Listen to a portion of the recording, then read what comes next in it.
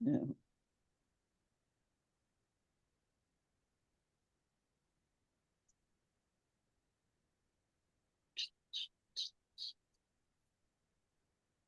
Oh, crap.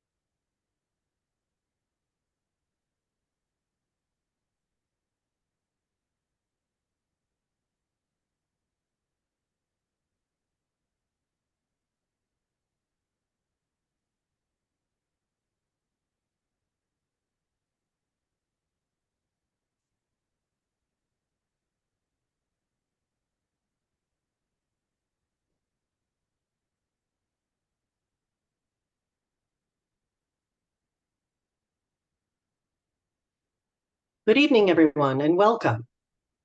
I'm sorry for the late start.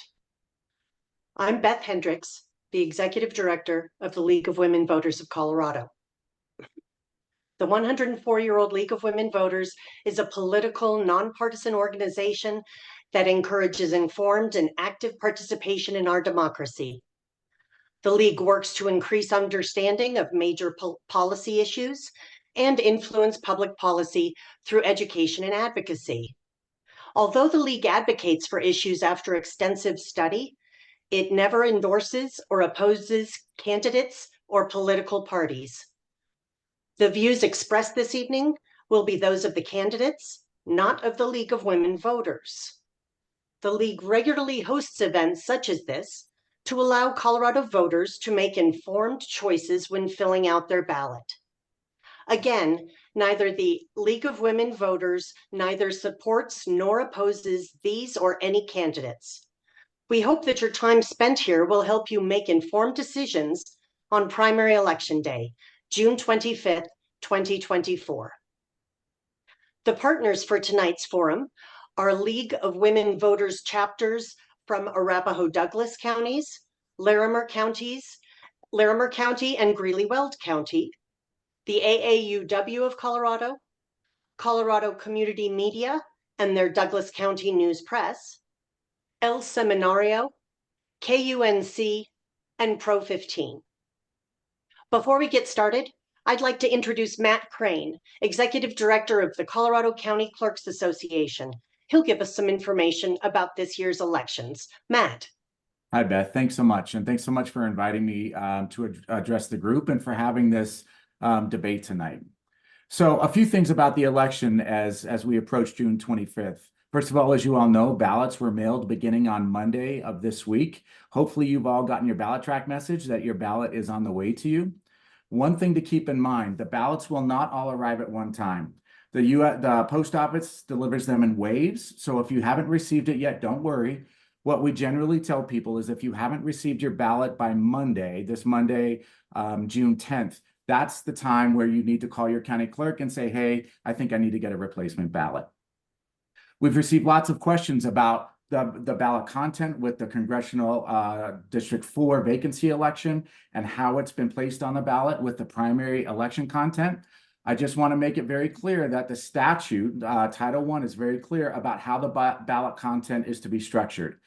There's very clear definitions to how the primary ballot content is to be, and then followed by the congressional vacancy election question or contest. So if you're wondering that, it's set by statute how all of that is laid out.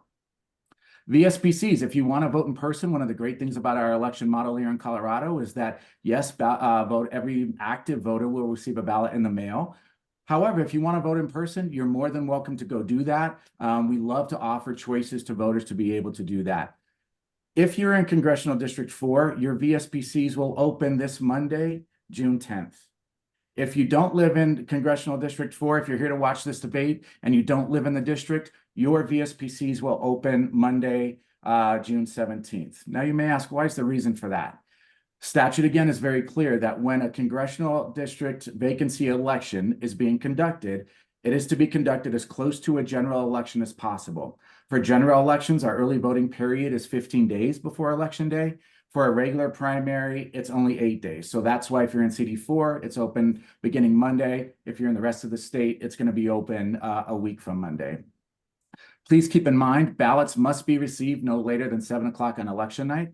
Please don't forget to sign your ballot envelope when it comes back in. Every ballot that comes into your clerk and recorder's office, the signature is going to be checked on every single envelope that comes in. Now, if we have a close race on election night, buckle up because it could be a long ride until the winner is clear. Contrary to some of the narratives that are out there, if it's a close race, we've never known the winner on election night, and counties are never done counting ballots on election night. And there's very good reasons for that. First and foremost, Colorado is a nationwide leader in celebrating our uniformed and military overseas voters. We go beyond federal law to provide extra time for our military voters to return their ballots. So as long as it's postmarked by election day, we can receive their ballots up to 8 days after election day to be processed. Also, for those who forget to sign their ballot, or if there's a signature discrepancy, or if somebody's ID required for their mail ballot and they don't include their ID, they have until 8 days after the election to cure whatever issue it is. They'll be contacted by the clerk's office. They have until 8 days after to cure that issue. So again, if it's a close race, have patience, buckle up. It's nothing nefarious happening. It's your amazing clerk and recorders in CD4, amazing men and women who take this work very seriously, who are dotting every I and crossing every T to make sure this election is run accurately and securely. One last thing for those of you, if you haven't served as an election judge, we highly encourage you to do so. Your county should be set for the primary, but you can certainly put your name in for the general. One of the greatest things that I think gets misunderstood about how our elections are run here in Colorado is I think they look at clerk and recorders and think they're the great and all-powerful Oz that are behind the curtain and pulling levers to determine who wins and who loses. And nothing could be further from the truth. It's you, our fellow citizens, your fellow church members, your synagogue members, your PTA members, our soccer moms and dads. You are the ones who actually run our elections as election judges. You verify signatures, you check eligibility, you tabulate ballots. You are the ones who actually do the work. So if you would like to join this fight that we have in terms of holding up American democracy, men and women have fought and died for this right, and the people who work elections help carry on that legacy. Please come in, volunteer, join us. And if you have questions, there's no better way to have your questions answered than to come and learn from the experts who are your clerk and recorders and do the actual work. So we look forward to having you join us, hopefully for the general, if not the primary. And Beth, I'll kick it back over to you and say good luck to everybody tonight and to all of our candidates. Good to see so many friends and familiar faces. I wish you all the best of luck. Thank you so much. Thank you, Matt. The goal of this forum is to present the views of the candidates seeking the office of the U.S. 4th Congressional District of Colorado in a fair, nonpartisan setting so that you, the voter, can make an informed voting decision. Before we begin, I'll ask you to listen as I review league guidelines for candidate forums that ensure that you have the most time to effectively hear from the candidates. All candidates have agreed with these terms of the forum in advance. This forum is not a debate. The purpose of this forum is to inform voters through respectful questions and listening. No campaign banners, signs, T-shirts, or other campaign items will be allowed to be viewed. All candidates for the office have been invited to attend for the Republican Party. The candidates will appear in alphabetical order by last names for introductory statements. The order will then rotate, giving each candidate the chance to answer first and the chance to answer last. Candidates will have 2 minutes for opening statements and 1 minute for closing statements. Each candidate will have 90 seconds to respond to questions. In fairness to all candidates, time limits will be strictly reinforced by the moderators. Forum questions were solicited from League chapters and partner organizations and screened by a committee of League volunteers. Audience members may submit additional questions via the Q&A function. The same League screening committee will review all submitted questions for bias, duplication, proper decorum, and audience interest.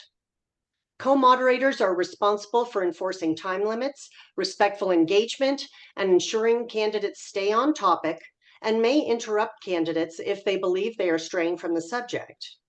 They have the authority to mute candidates if they do not conform to forum guidelines. According to League guidelines, candidate forums may not be recorded, photographed, or broadcast without the explicit permission of the League of Women Voters of Colorado. No portion of the candidate forum may be used as part of campaign materials. Candidates may use notes, but no props of any kind are allowed. As stated earlier, all 6 Republican candidates have been invited and encouraged to attend tonight's forum.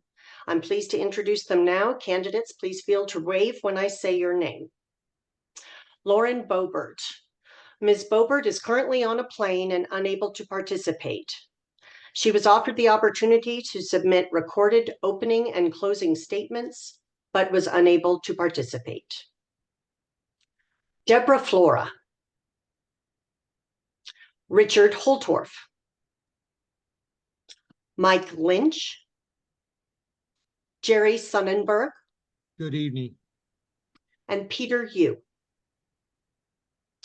I will now introduce the co-moderators of the forum. Michael de Ioana is editor-in-chief for Colorado Community Media, which covers 24 communities, including Douglas County and parts of Elbert and Weld counties.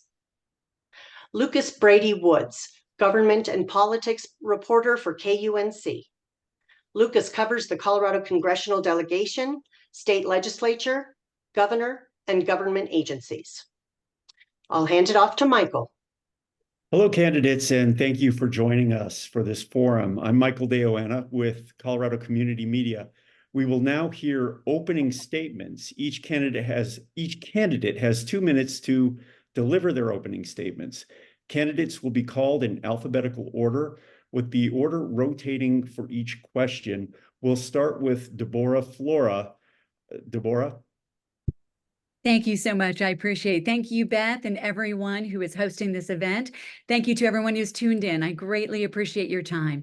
I am Deborah Flora. I grew up on Lowry Air Force Base here in Colorado, graduated from high school in this wonderful state, just like our children did. You know, I've got deep roots standing alongside my neighbors in CD4, both as a parental rights and a school choice advocate, as a director of public policy and a radio host broadcast in Colorado for over 12 years. I've stood from the school board to the state house, and now I'm ready to stand for you in Congress. Voters face a clear choice. I think most of us understand that we are at one of the most divided points in our country's history. This is keeping the people's work from getting done in Washington, D.C. We are needing people to go to DC who will work on building coalitions to actually focus on those things that keep the voters up at night.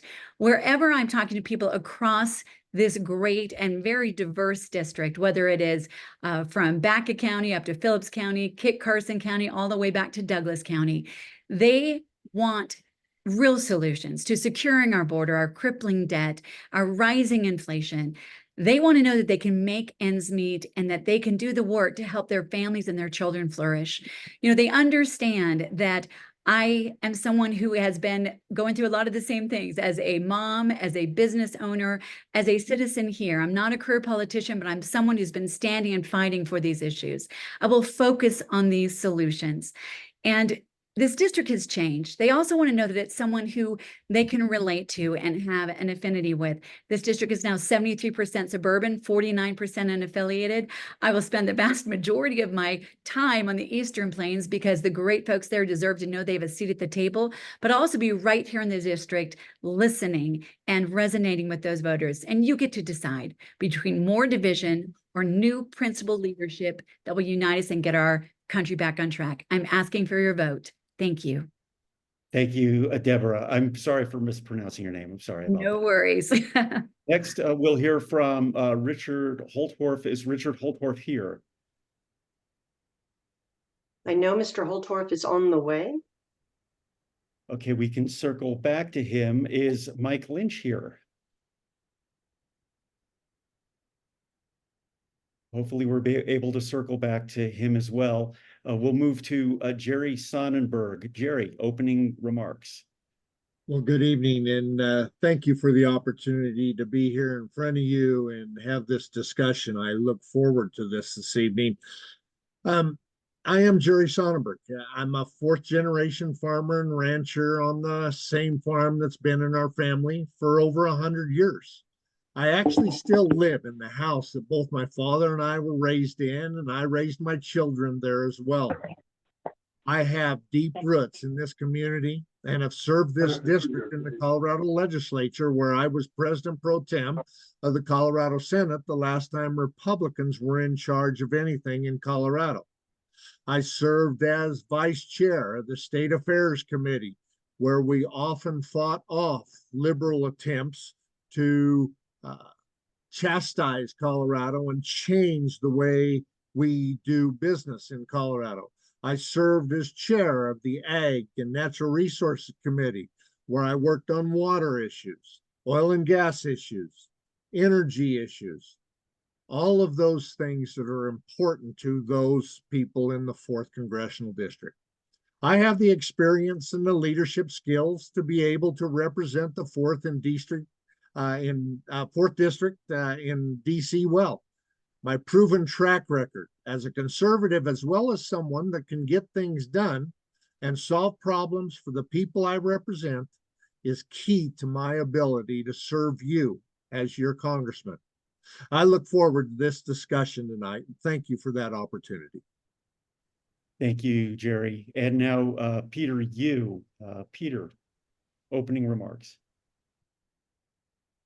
Good evening, everyone. I just want to say thank you for this great opportunity. I've done many League of Women Voters candidate forums in the past, so it's good to be back. I'm just really excited about this upcoming race. Myself, my family, we came from the most humbling beginnings. I'm the only one in my family that is born in America. My mom and dad and my 6 brothers and sisters came here, didn't speak a word of English and didn't have any money. But yet you fast forward today, all 7 children, because of the hard work and because of these opportunities that America provides, we were allowed to achieve our own American dream. And myself, I've been able to accomplish things in the corporate America that I never thought would be possible. I've been able to work and be able to be in charge of multi-million-dollar projects that spanned over multiple states, which allowed me to be able to have a problem-solving skill that I believe would be very beneficial in Washington, D.C. I believe that basically the way I've tackled this campaign, where I spend at least 8 hours a day knocking on doors, speaking to as many constituents as I can to make sure that they are the focus. And it's really been amazing what you learned out there, because what we talked about in our echo chambers is not what's being said out there. And that's why I feel like I've built a strong connection, and I actually see it showing up in the polls that actually came out yesterday in how my favorability is increasing. And as I'm running out of time here, I want to tell a story that just happened today. As I was standing out in 90-degree heat in a full sweat, I was embarrassed, but I was able to talk to a lovely lady named Brenda. And as I was walking away after talking to her for 30 minutes in the sun, she asked me this: "Can I pray for you?"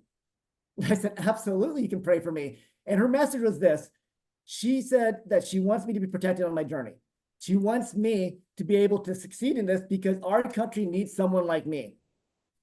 And because I'm one that's not looking to divide us, but bring us together. And the reason why I tell the story, she's actually a registered Democratic member. And that's why I feel like I am connecting with everyone. My name is Peter Yu. Thank you very much. Thank you very much, Peter. We'll just circle back, and I will ask again, is Richard Holtorf here? Nope, I tried to contact him. I could not get a hold of him. Okay, and one more try for Mike Lynch. Same there.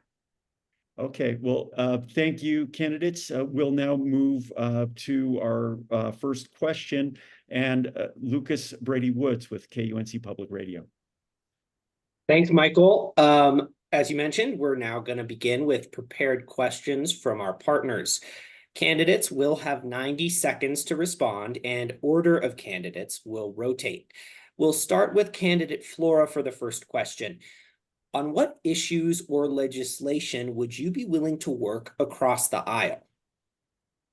Thank you, Lucas. It's a great question. You know, the reality is what our country is facing right now are issues that really shouldn't have partisan titles to them or arenas to them, whether it is securing our border. That is a humanitarian and national security disaster. I've been down there last year. I went an extensive period across from El Paso to Deming, New Mexico to Columbus, New Mexico, both speaking to Border Patrol as well as those who work in the missions, supporting those people who've come here under desperate circumstances. When it comes to something like that, I believe that's something where we should be able to come together and build a coalition, because that doesn't have an R or a D in front of it. That is something that affects every single one of us, including the overwhelming of our infrastructure, whether it is, our hospitals or our schools. Same with our economy. When I talk to voters and I talk to unaffiliated as well as Republicans, we talk about our economy where we have a nearly $35 trillion in debt, growing by $1 trillion every 100 days. I'm a mom, so I understand that that is not only unsustainable, it's really immoral to put on the backs of our children. So when we look at things like that, those should not have partisan labels on them. I believe that we're heading to a time, and we're in a time in our country, where all people of goodwill need to come together in a coalition to solve the problems that keep the voters up at night. Those are some of the things that I think we can get done in DC when we come together and put the voters first, the citizens first. Thank you, candidate Flora. Candidate Sonnenberg, we'll go to you again. I'll repeat the question. On what issues or legislation would you be willing to work across the aisle? Well, Lucas, thank you for the question. Quite frankly, there is not an issue that I would not be willing to work across the aisle, to have those conversations, to build relationships, to see where that common ground is. We may not always agree, but there is always room to have those conversations and work across the aisle. People have to understand our current makeup is Republicans are in control of the Colorado or the U.S. House of Representatives. Democrats are in control of the U.S. Senate, and the Democrats control the executive branch. In order to solve problems, you have to have conversations with those across the aisle. I did that when I was in the legislature. When I was in the majority in the legislature, I was successful at building those relationships and solving problems. Even when I was in the minority in the legislature, I was able to pass bills and work with people across the aisle to solve problems and fix things that were important to the people in my district. With that said, every issue should be part of that conversation. Every issue, you should listen to what the others are saying. You should listen to what your constituents are saying. You should work with those people all the time. It doesn't matter if you're in business or in politics. You have to find ways to build relationships and work through those obstacles to make it better for everyone. Whether you're an employer-employee relationship, whether you're a congressman and a U.S. senator relationship, or a congressman and president relationship. You have to find ways to make them work together. So there would be no issues off the table in which I would not have discussions with others across the aisle. You, candidate. Candidate you, again, on what issues or legislation would you be willing to work across the aisle? So I think this is really the root of what we need to do in our country. I'm a big believer in making sure that we address issues that affect every single person when they wake up in the morning, whether it's basically how much does it cost to turn my air conditioning on a hot day like today, or during the winter when it's 20 below, how much does it cost to turn our heat? What does it cost when I go to the grocery store when I buy a carton of eggs? How much does it cost to fill my gas tank? Why in the world is it that my household net revenue or income is so low nowadays? So I'm a big believer, let's focus on things that every single person in Congress would agree on. And I also believe in making sure that we have a level of respect with every single member of Congress, because even if I am honored to be your next representative, I am only one of 435 people. We have to make sure that we actually have this relationship where we can actually build and be able to move forward. One of the things I would love to be able to do is make sure that we focus on a high-paying job skills program.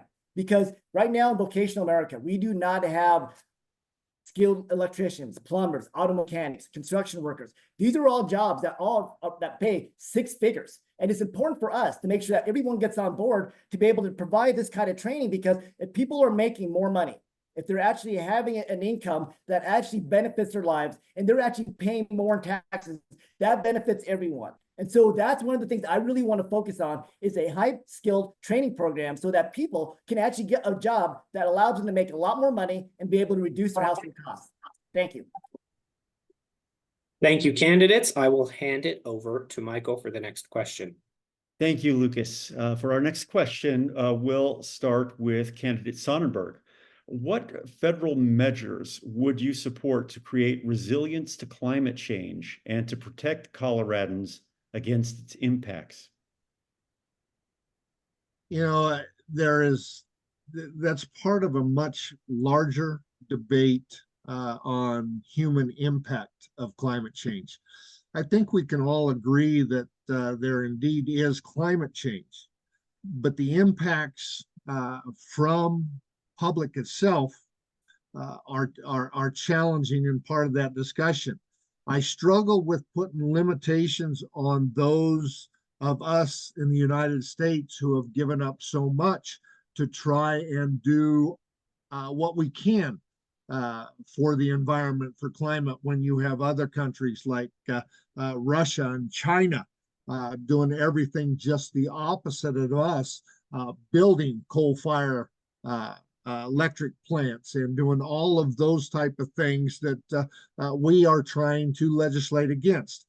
I don't want to put our businesses and our people at a disadvantage on a world market with their products because they have to pay more for electricity or pay more for products simply because we put government regulation on them.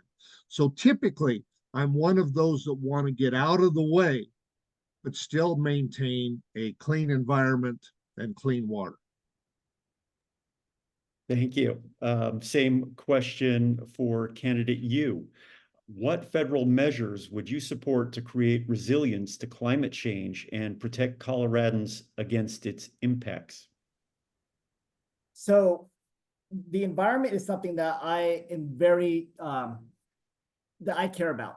As a person who has spent, multiple years working in the solar industry and the environmental, the effects, this is something that I'm very well versed in. And the one thing we have to also pay attention to is, what do our technologies allow today? Because it would be easy to sit there and say, let's just jump over to renewable energies, and that would fix everything in regards to how much CO2 we're putting in the air.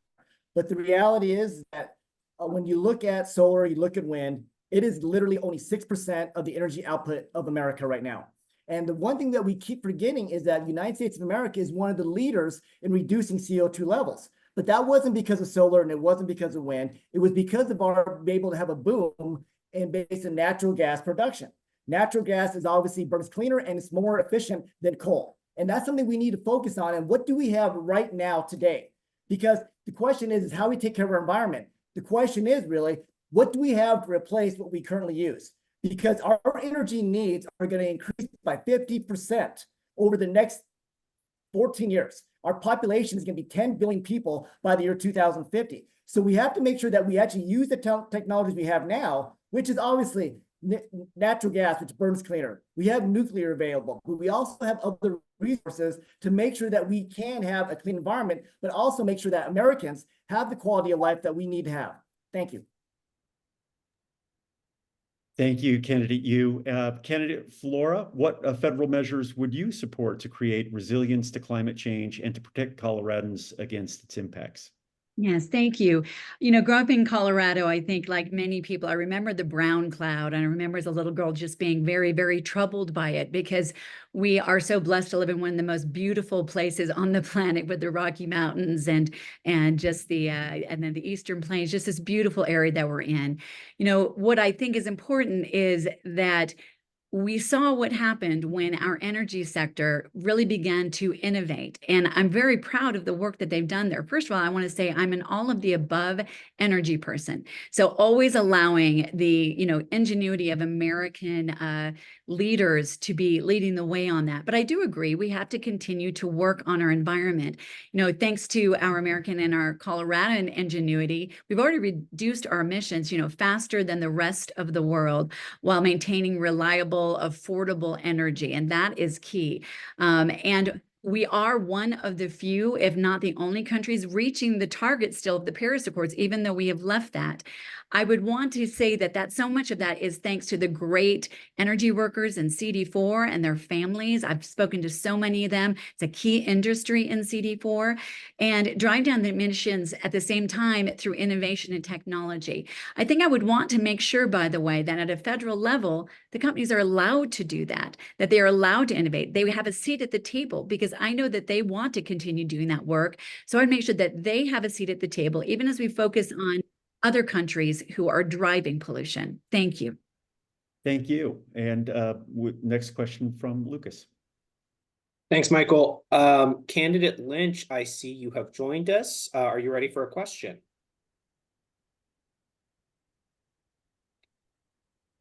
We will come back to Candidate Lynch momentarily. There we are. Oh, Hey, there guys. you are. There you are. Thank you so much for joining us.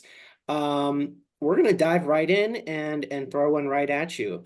Candidate Lynch, you'll have 90 seconds to answer this question. Studies and reports show that the economy is strong, with record unemployment and decreasing inflation, yet the average household is still struggling. What are your priorities to improve the economic conditions of everyday Coloradans?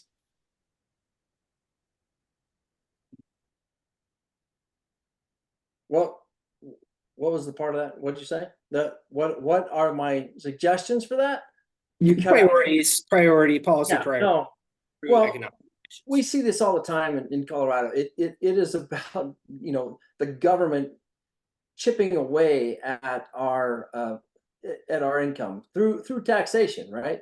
So, on the federal level, it's a much bigger, complicated problem, but at the state level, my goodness, I mean, there's taxes and fees and all this that chip away at us every single day. So obviously the priorities would be to make sure that we do not ever do any sort of legislation that actually contributes to that burden on our citizens.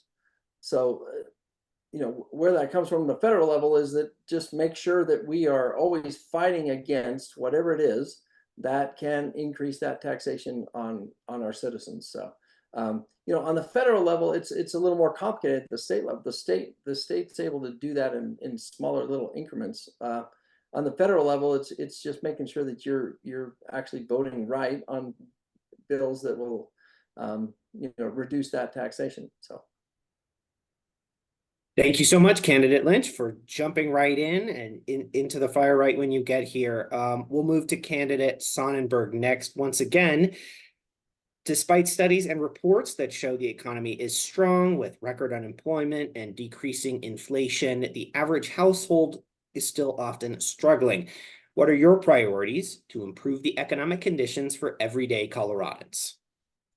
Lucas, it's a great question, and you have to look at the root cause of why it costs households so much to continue. Matter of fact, a recent study said that the average household spends $15,000 more now than they did just a couple of years ago to maintain the same standard of living. A lot of that has to do with transportation costs. So in the energy sector, the fuel that has to be bought for trucks to move food to markets, to move our products across the country, to move our trains across the country, those all escalate the costs of our products and then build in a more expensive cost of living for all of us. I would start by trying to reduce our energy costs by allowing our energy sector to go ahead and produce the oil and gas. So we're not dependent on foreign countries. We're not dependent on somebody else in the Middle East to determine what the cost and the availability of our energy.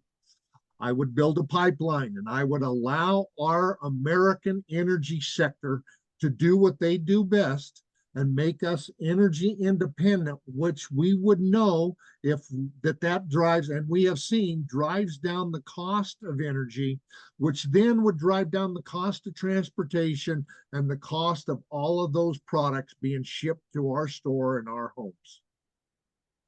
Thank you, candidate Sonnenberg. Candidate Yu, same question. What are your priorities to improve the economic conditions of everyday Coloradans?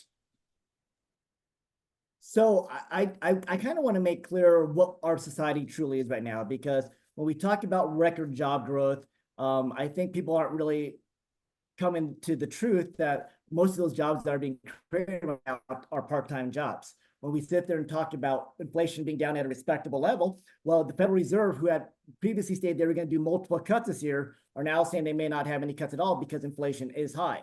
So let's be real about what's going on with our situation. And as Mr. Sonnenberg said earlier, the average American now is spending at least $1,500 more per month to maintain their households. So the things we actually need to do is realize, where is the cost going and why is things.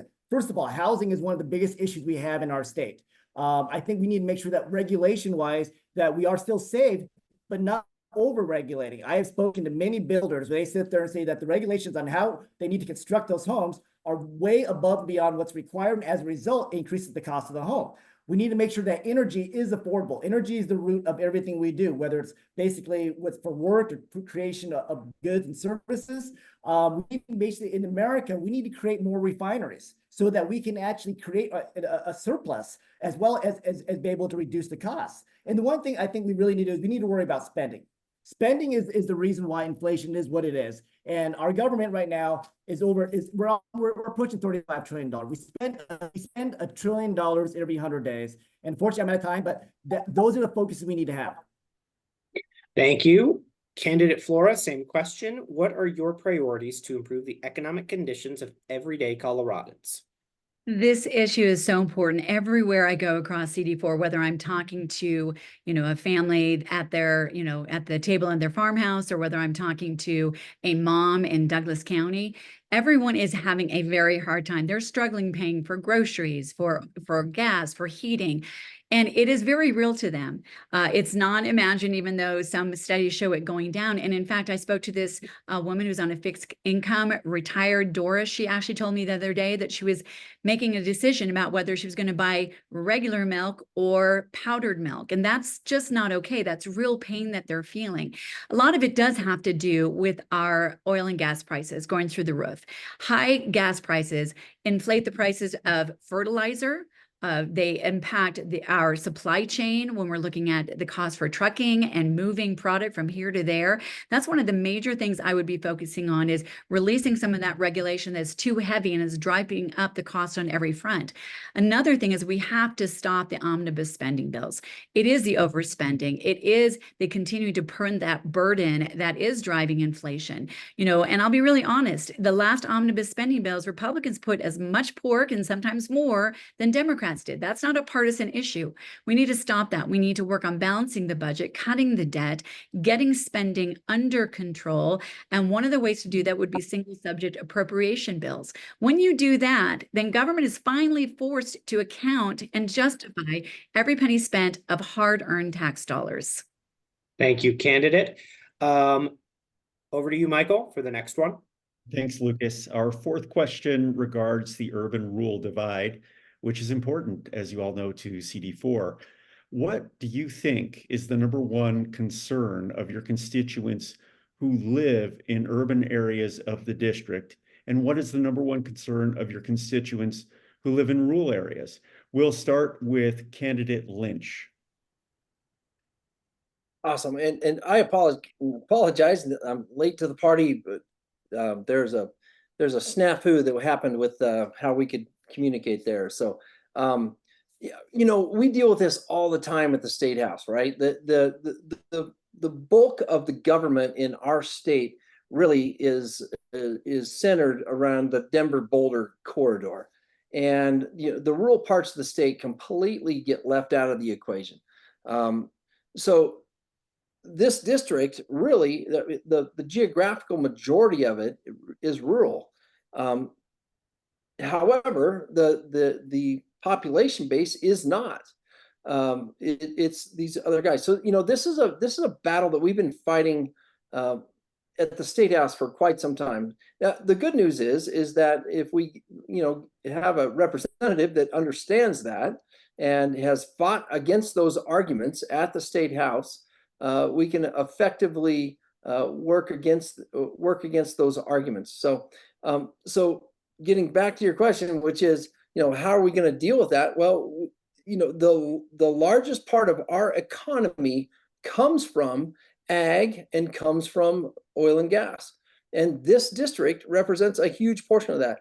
And on the federal level, we have a lot of power to actually influence how that is dealt with at the state. What I think has not happened at the state level enough, I have rarely seen a U.S. congressman in the State House. There's an opportunity right now for us to make sure that the voice of rural Colorado is brought to the State House actually from the national level. So I think I'm out of time. Is that what that? I'm sir. Yeah, yes. Thank you, Candidate Lynch. Candidate Sonnenberg, what do you think is the #1 concern of your constituents who live in rural areas of the district? And what is the #1 concern of your constituents in urban areas?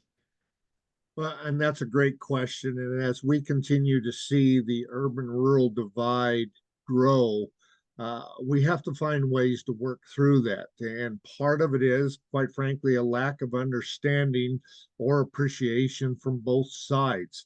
When I was in the Senate, I represent the northern 2/3 of the Eastern Plains, basically 20% of the entire state geographically. 21,000 square miles, which was larger than 9 states. There was a Senate district just south of me that represented 25% of the entire state. So between the two senators, we represented 45% of the landmass in Colorado. The frustration was that most of our urban cousins are so far removed from the farm now. You used to have a grandpa or an uncle or somebody like that was still associated with the farm that you could go back out. I served in the legislature with people on the Senate Ag Committee that had never been to a farm.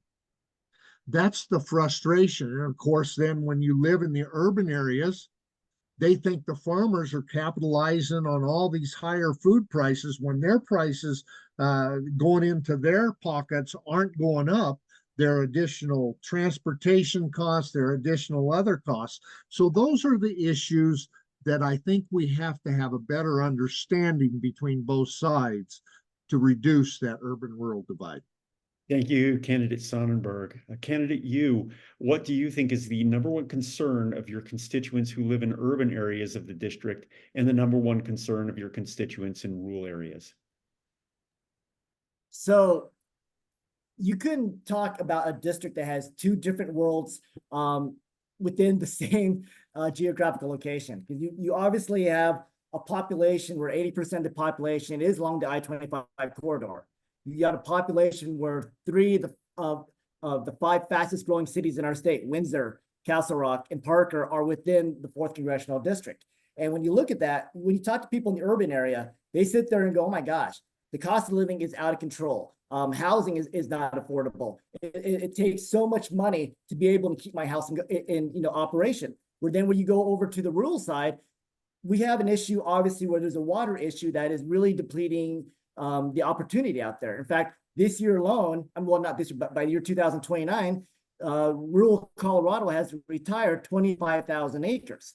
And it's actually a situation of how do these farmers stay surviving, but also how do you keep a rural population supported? And if you don't have that rural population where it's able to support, then you lose the community, because that's a ripple effect through everyone, whether it's basically not just the farmers, but whether it's restaurants, whether it's, just operation of anything. And so that's what the big fears are between the two. And so you really do have to analyze on the rural side, how do we address the scenario to be able to make sure that they're taken care of? We got to find a way to get more out of less in regards to how we basically irrigate and farm our lands. On the urban side, because I'm running out of time, unfortunately, we need to make sure we do create affordable housing so that people can survive in these areas. Thank you very much. Thank you, Candidate Yu. Candidate Flora, what do you think is the number one concern of your constituents who live in urban areas of the district versus the number one concern of constituents in the rural areas? Thank you so much. This is a very huge diversified district, 21 counties. After getting into this race, I put on over 15,000 miles on my car and been at over 250 some interaction and events just to listen to voters everywhere from southeastern to northeastern Colorado to Douglas County. And what I found interesting was I kept hearing the same two things over and over and over again, wherever I was. And it really came down to this. People are concerned about an open border not being secure, and they're concerned about the economy and when regulation gets out of control and makes their business just too hard to do. That is the same if you have a farming or a ranching business, whether you have an auto repair shop in Weld County or you have a hair salon in Douglas. I've been listening to these people and I've been listening to the citizens and hearing. So those are the major concerns, but I think it's amplified when you get to the rural community because they are not heard most of the time. They usually do not feel like they have a seat at the table because often they don't. And when it comes to situations like the open border, the idea of what's happening in Denver and people being bussed out into the rural communities, that puts a burden unlike anything we see in the urban areas. The infrastructure, the rural hospitals, these schools, it is amplified there. So I think the way that you meet those needs is continue to do what I do, be everywhere listening and making sure every person has a seat at the table and their voices are heard. Thank you. Thank you, Candidate Flora. Now we move with Lucas to our exciting lightning round. Yes, the lightning round. Candidates will answer these questions quickly with a yes or no on these. First lightning round question. Should the United States continue to offer military assistance to Israel in its war against Hamas? We'll start with candidate Sonnenberg. Just a yes or no, no justification. Yes, absolutely. All right, next candidate Yu. Yes.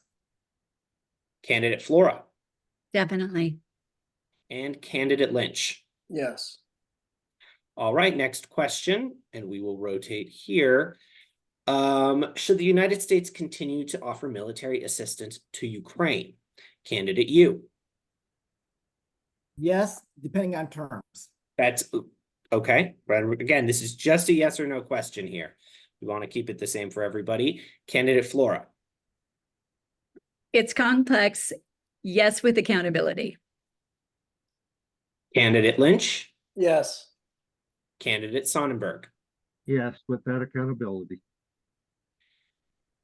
Next question. Do you support any federal restrictions to abortion access? Candidate Flora.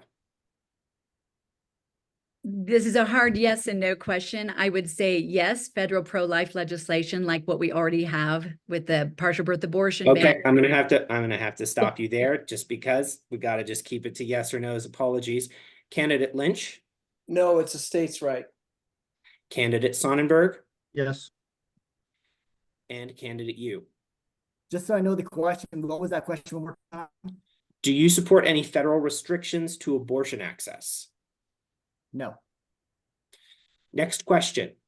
Are U.S. elections secure and therefore accurate? Starting with candidate Lynch. Yes. Candidate Sonnenberg. For the most part, yes. Candidate Yu. Yes. And candidate Flora. Yes. Now that concludes our exciting lightning round. Over to you, Michael, for the next question. Thanks, Lucas. We'll now begin with questions from our audience. Candidates will, this is a little bit different. Candidates will have 90 seconds to respond, so a little less time. And we'll start with candidate you first. This is audience question number 1. How do you feel about the GOP messaging that people in the LGBTQ community don't belong in the party? So I was extremely disappointed with the news release that came out in regards to LGBTQ party.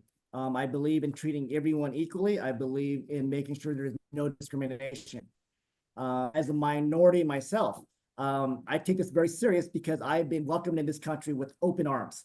I've been living in rural Colorado in Larimer County for half my life, and I've always been welcomed everywhere I go. So it doesn't matter if I'm in an urban area or a rural area, I've always welcome. So to see that news release come out, I was highly disappointed, and I do not support it, and I would be against anything further in regards to that kind of messaging or discrimination or any attack on anyone based off of simply who they are. Oh, thank you, candidate you. And candidate Flora, same question. How do you feel about the GOP messaging that people in the LGBTQ community don't belong in the party? Yes, we spoke out about this right away because it is very, very troubling. This is supposed to be a big tent, and that's what I refer to myself as. I'm a Reagan Republican. There are certain things that we don't have to compromise, like the tent poles being in the Constitution, which is the greatest document in the history of mankind, I believe, that allows people to live with dignity and live free to pursue their own unique idea of happiness. That is not dictated what that is. And that is what I will stand and fight for. You know, growing up in Colorado, I remember when Republicans were nearly 40% of the electorate. We're down to 24%. And my focus, and I feel the Colorado GOP leadership has gotten way off of what we need to be doing, is not trying to shut that front tent flap and just seal it and then shove people out the back door. I've always been focused on opening it up, inviting everyone to join us, everyone who wants to stand for one another's right to live free. That's what it is about. I want to continue to invite our neighbors, and really the conversation for the Republican Party needs to be persuading our neighbors that our policies are the solutions to what keeps them up at night, whether it's the border or revitalizing our economy or safety and security. That's my focus, and that's for everyone. It's time we get back to that point. And I would always end my radio show this way. We can never look at our neighbor as the enemy, but instead as a fellow citizen, that we need to stand up for their right to live free. And that's what I'm fighting for. Thank you, candidate Flora. Candidate Lynch, the question for you now. How do you feel about the GOP messaging that people in the LGBTQ community don't belong in the party? Yeah, that was an unfortunate misstep of our party that's very misguided right now. And as enemy number one of that party, for whatever reason, this is not the time to be worrying about these issues when we've got people that can't figure out how to pay for gas. We got people that can't figure out how to pay their mortgage with their tax rates the way they are. And they're wasting time on these sort of issues. We have so many opportunities with our principles and with our conservative values to make a difference in Colorado, and we're wasting those opportunities with our good ideas on these silly messaging issues. So I made multiple statements to the media yesterday about this. It's absolutely abhorrent that they would waste time or energy on attacking these ideological issues. So it's sad. It's sad for our state that we have a state party that is doing these sort of things. But we need to put adults back in the room, just like I did as the minority leader, where we stood up and we were, I told my guys, I said, look, these guys are going to do some crazy stuff. And it's really a bummer to see us doing that from our side of the aisle. So, sad.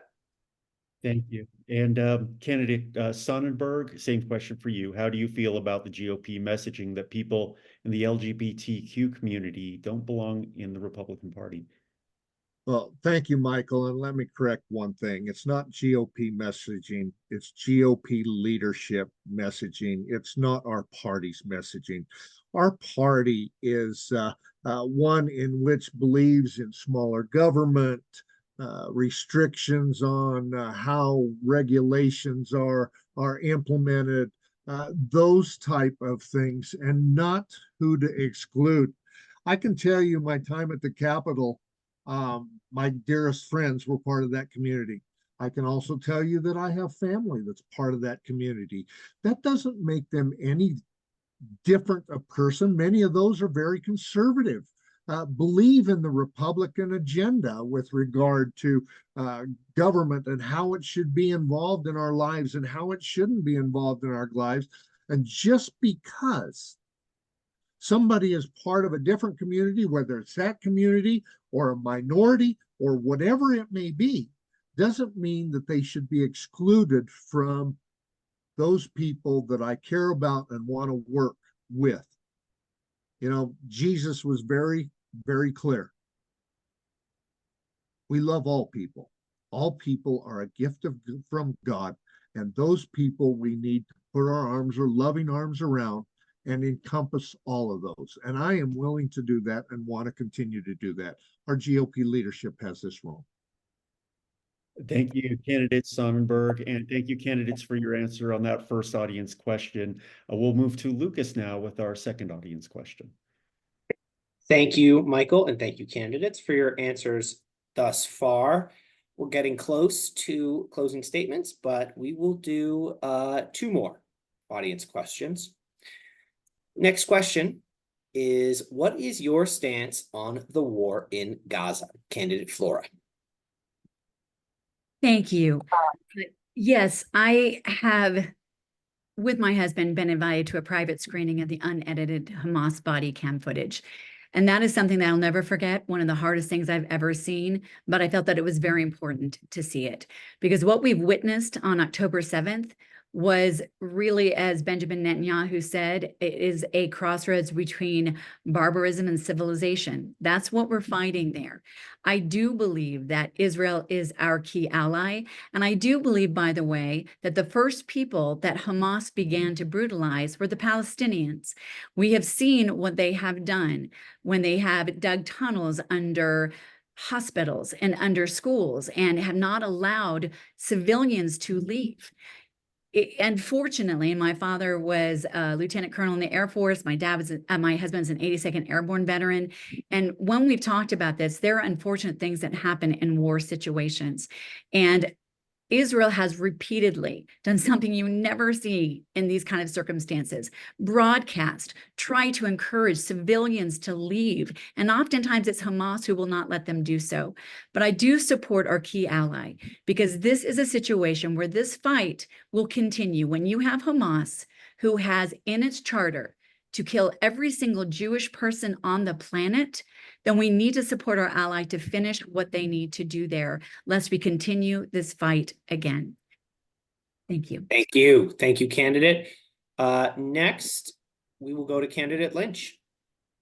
Thank you. You know, there's a problem with the way you asked that. There's not a war on Gaza, right? That's a misinterpretation of what's going on here. There's a war against Hamas. War in Gaza, not on Gaza. Oh, okay. The way I heard it was war.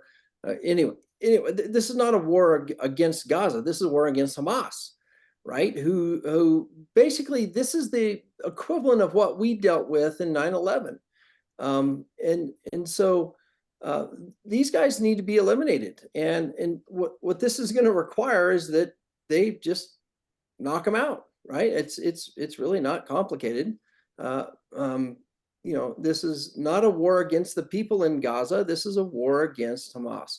And so, you know, my stance on that is that we need to do whatever it is to stand by our biggest ally in the world, which is Israel. And we have to make sure that we enable them to have whatever resources they need to complete the mission.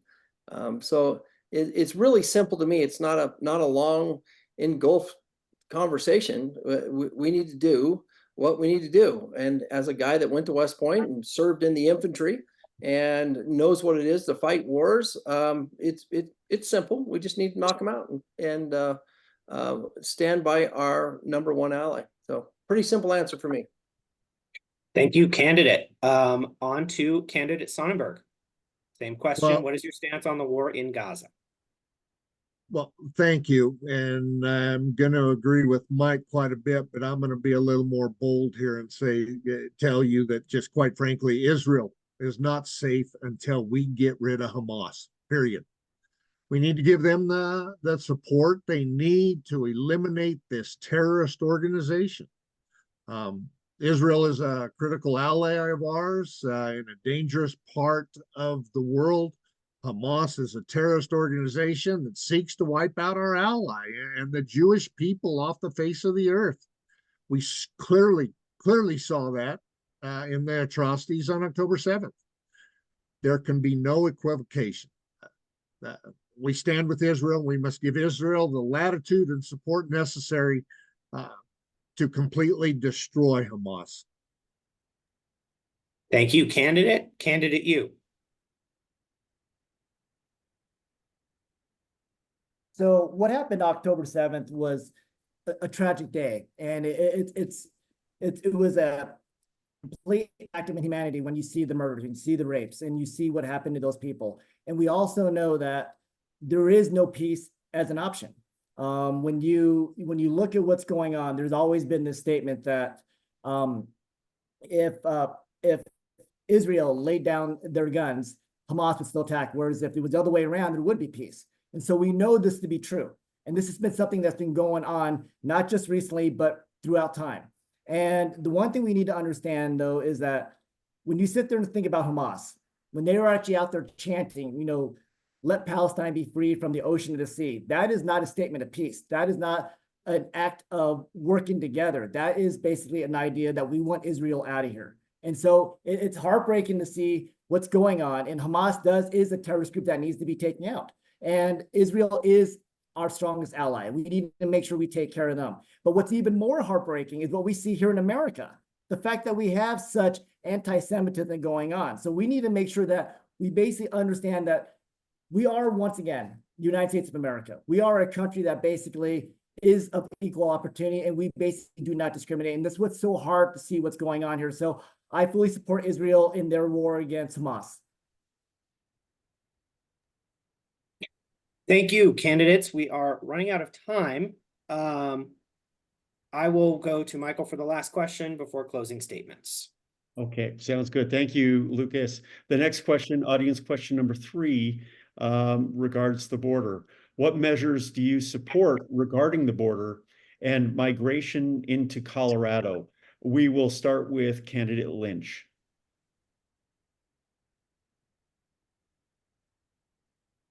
Thank you.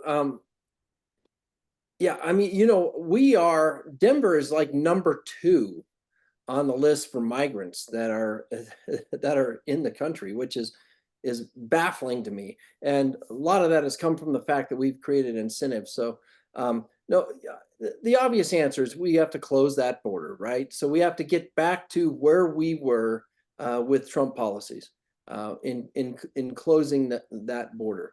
The other issue that really concerns me, and this is near and dear to my heart, is what's going on across that border, not just the immigrants, but the rise of fentanyl in our state. We're #2 in the nation for fentanyl deaths. And this is where this becomes a federal issue, in making sure that that your congressman make sure that we have the accurate funding for the DEA, the FBI, the agencies that actually interdict that deadly substance coming into our state. Because it's not just one thing to have a bunch of immigrants in our state that we have to support, and unfortunately we have a state that is creating incentives for them. But also, how do we deal with that deadly fentanyl that is coming into our state? And that's an issue that I've been working on for my entire existence at the state capitol. And we got to make sure that we have those guys with the resource, those guys being the DEA, FBI, with the resources they need and the ability to interdict that deadly substance coming into our state. So thanks. Thank you, Candidate Lynch. Candidate Sonnenberg, what measures do you support regarding the border and migration in Colorado? Well, thank you for that question. As you know, that's one of the most pertinent questions that people are talking about, given what's happened over the last year or two. You know, from my perspective, we got to close the border. We got to build the wall. We got to stop the mass amnesty and the catch and release. And then we have to re-implement remain in Mexico. What is happening isn't fair to Americans nor the immigrants, quite frankly. And the last estimate is Denver was going to spend $180 million of taxpayer dollars to deal with the influx, busing them to sanctuary cities only to drop them off and place them wherever in an environment they don't know. Maybe get put up in a taxpayer purchased hotel for a couple of weeks and then kicked back out on the street. That's not healthy or safe for them, nor for us. That's the humanitarian side. And then, as Mike said, there's the drug cartel side that has free access to poison our kids, a free pass to bring fentanyl and other harmful drugs into our communities. We have to secure our border and regain control of who can and cannot enter our country, let alone our state. Thank you, Candidate Sonnenberg. Same question for Candidate Yu. What measures do you support regarding the border and migration in Colorado? So the immigration issue is the #1 issue in America, regardless if you're feeling it or not. Near 10 million people have crossed the border in the last 3+ years. According to the speaker, Mike Johnson, it actually might be closer to 17 million. These are real numbers, and these are a strain on Americans. It's a danger to Americans, and obviously the amount of drugs following through. Now, this has been a topic that's been going on for 30+ years. Bill Clinton gave a famous speech on a State of the Union regarding immigration. Barack Obama spoke about it. Chuck Schumer spoke about it. Everybody speaks about this, but the problem is here we are now 30 years later, and it's worse than ever. So we need to stop with band-aid ideas. And I mean, ideas that do work. I mean, whether remain in Mexico, build the wall, whatever else it may be. The problem is it doesn't stop the flow. And so what America really does need to do is we need to come up with a full-on messaging that to discourage people from coming to America. Flat out. They need to understand that if you don't actually qualify for asylum, if you can't show credible fear, you will be immediately put back and sent back to your country of origin.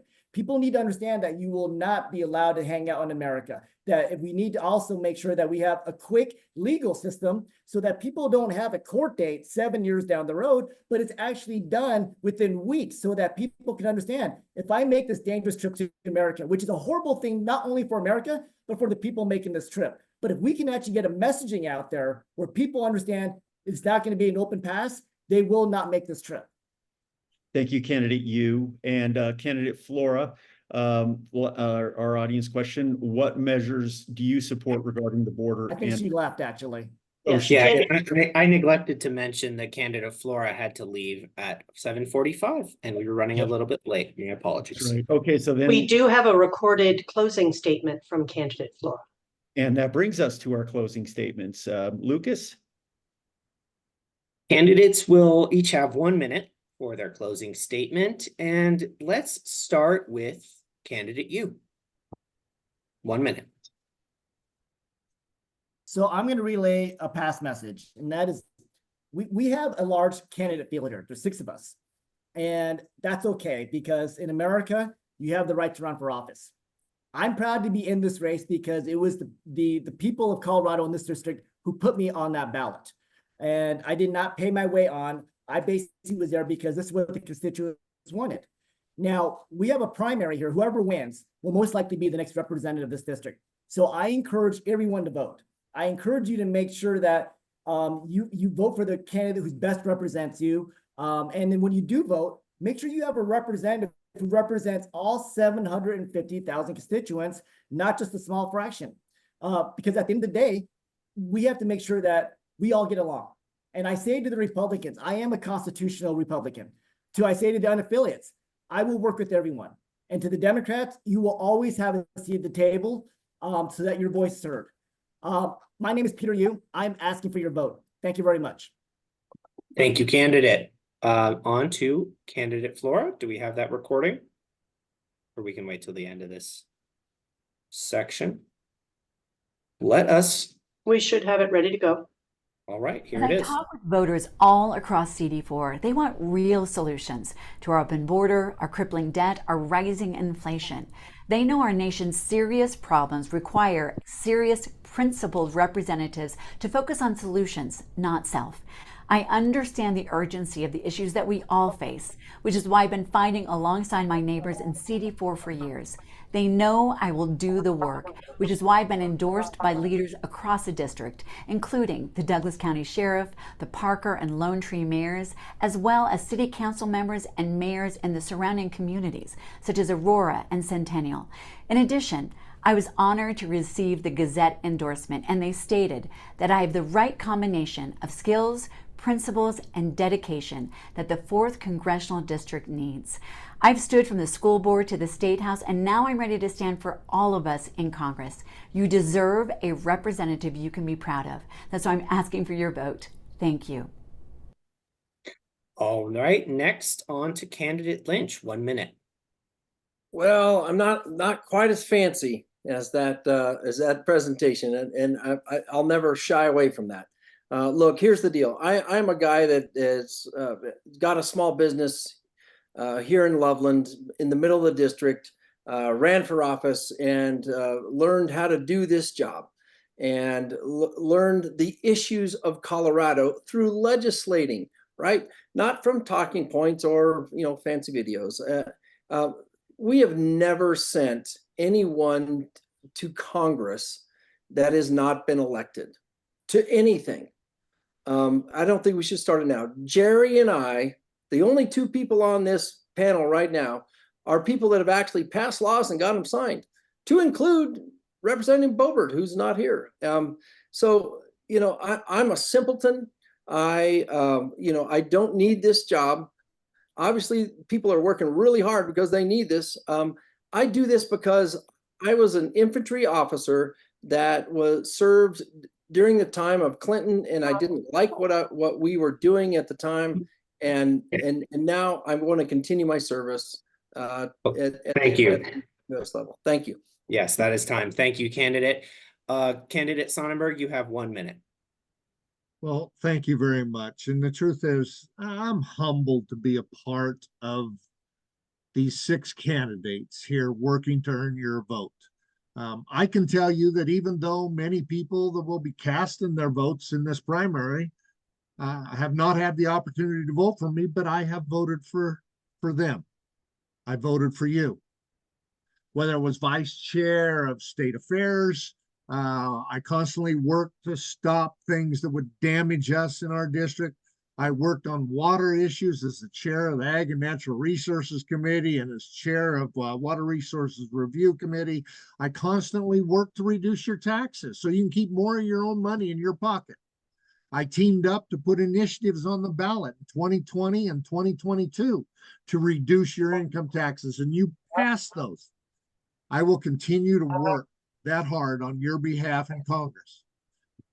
Please visit SonnenbergForCongress.com, and I humbly ask for your vote on June 25th. God bless you.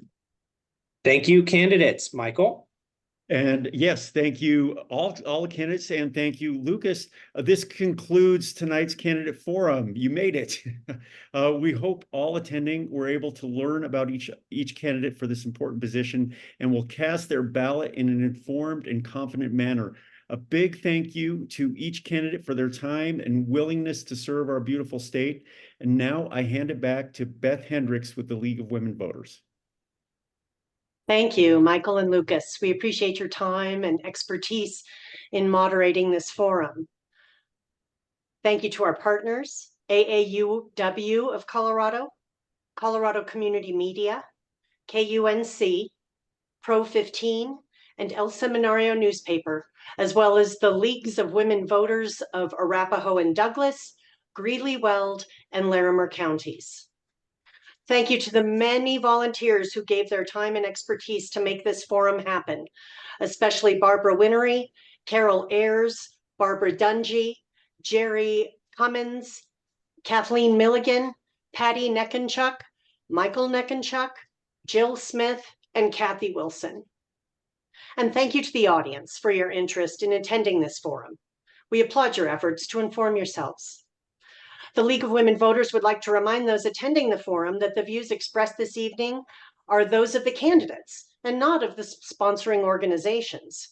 Some of the positions expressed here may be considered opinions and not facts agreed upon by experts.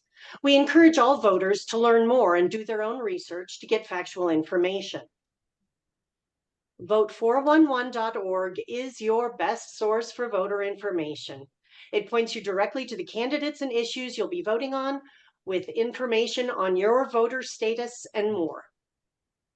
Remember that we vote by mail in Colorado.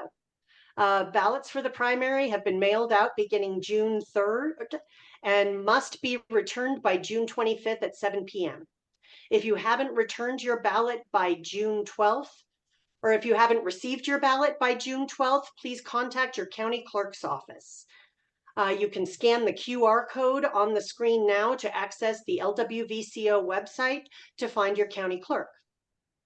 You may leave your ballot at a designated drop box or at a polling center, or return your ballot through the U.S. Postal Service. If you choose to mail your ballot, please be sure to mail it before June 17th and verify that you have appropriate postage. If you need help finding a drop box or polling place, vote411.org can help. For 104 years, the League of Women Voters has been empowering voters and defending democracy.